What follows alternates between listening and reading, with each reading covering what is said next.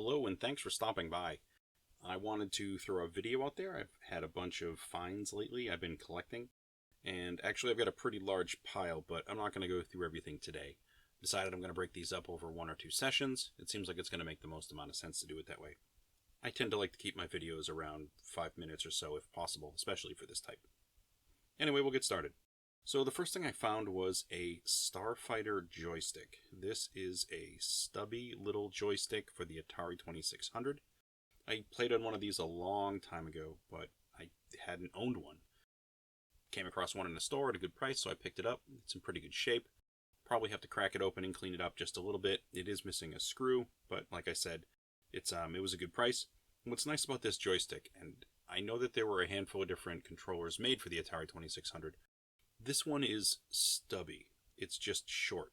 For some reason, this type of joystick tends to lend itself well to a particular type of game. I just remember certain games feel better using a joystick like this. I'm not sure why, but I'm going to give it a go.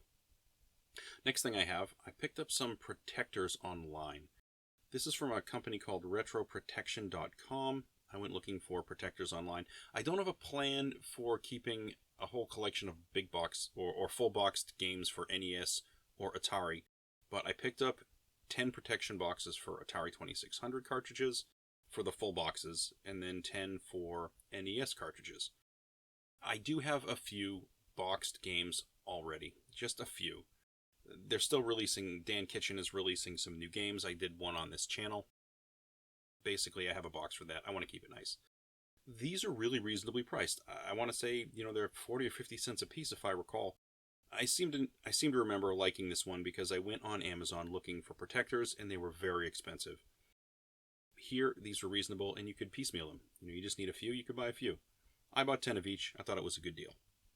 Next, I found in a Restore. Restore is something we have in New England where I am. I'm guessing they're around everywhere, but I'm not sure. It's basically a Habitat for Humanity store, and there's sort of a bunch of them around, and people donate stuff, they clean them up, and they resell them. And it's, I believe, a non-profit, which is great. Anyway, I was going through this particular store, and I found this boxed PC game. Or in a case, not in a box, it's in a case. It's Civilization for PC. There really were no other boxes around and no other games.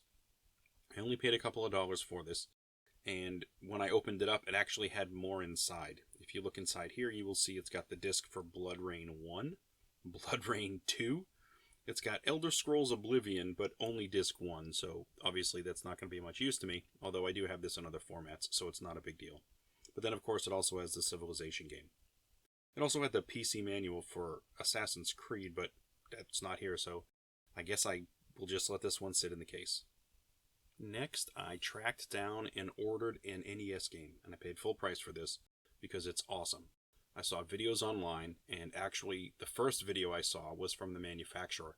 They described how they actually made this particular game. This is Micro Mages. It's this sort of scrolling platformer, and you're this little mage running around, dodging things and shooting other things. And it's actually multiplayer as well, I believe. Anyway, the manufacturer had this excellent YouTube video that described how they needed to make a video game because it had to fit a certain size. The early NES games had really small storage capacity, so the question became, how do you make a fun game of any notable size that can be fit in such a small space? And they explained exactly how they did it. You can see their sprite tables, you can see their background tables, and how they designed the squares specifically so they could be reused throughout the entire game. Anyway, excellent video and an excellent game to go with it. I haven't even opened this one yet, but I've been watching people play online. It just looks absolutely fantastic, so if you haven't seen the Micro Mages video, I suggest you go out looking for it because it's pretty great. Next, I found another game. I believe I found this on Kickstarter, and I don't do a lot of Kickstarter these days because, 4 or 5 years ago I did a few Kickstarters for video games, and they disintegrated because it was people that had a great idea, but they couldn't execute because they'd never made video games before, and they thought that the money they got would be sufficient, and they just fell apart. This was not one of those cases. This was one of those times when apparently the game was almost made, and then they just finished it off on Kickstarter. Anyway, it's called the Magna Case, and it's an NES game. And I received this in the mail about a week and a half ago, I believe. And it is an NES game where you are a detective of some kind, and you got to go figure out the case. You got to solve the problem here. And they sent me a whole bunch of stuff. I mean, they sent me a cartridge in a sleeve. Well, I'll put mine in a hard shell, I'm sure. But they gave me a manual. They gave me a printed map of the game. And in addition to that, they sent me a full-color retro magazine from the UK. I had no idea they were going to send it. All I know is I've got a 70-page full-color glossy magazine in front of me, and it talks about retro games throughout the entire thing. There's a whole section here on just wrestling games. It's exciting to get the game to begin with, but then to get a magazine on top of it. I've been looking for a decent magazine, or video game magazine, for a while now. Game Informer is everywhere. It's kind of the only game magazine on the market right now, to be honest. But I don't actually like the magazine. So I've been looking for something that's just different. And every now and again I find something. Maybe I get a copy of a PC Mag or something. But this is one I was unaware of, and I'm pretty excited to get it. I have to say, overall, it's been a pretty good couple of weeks. A little bit of hardware here. Joystick to include in the collection. Some cases for some protection. A couple of PC games. You know, a couple of really decent NES-looking games. I'm very excited about those.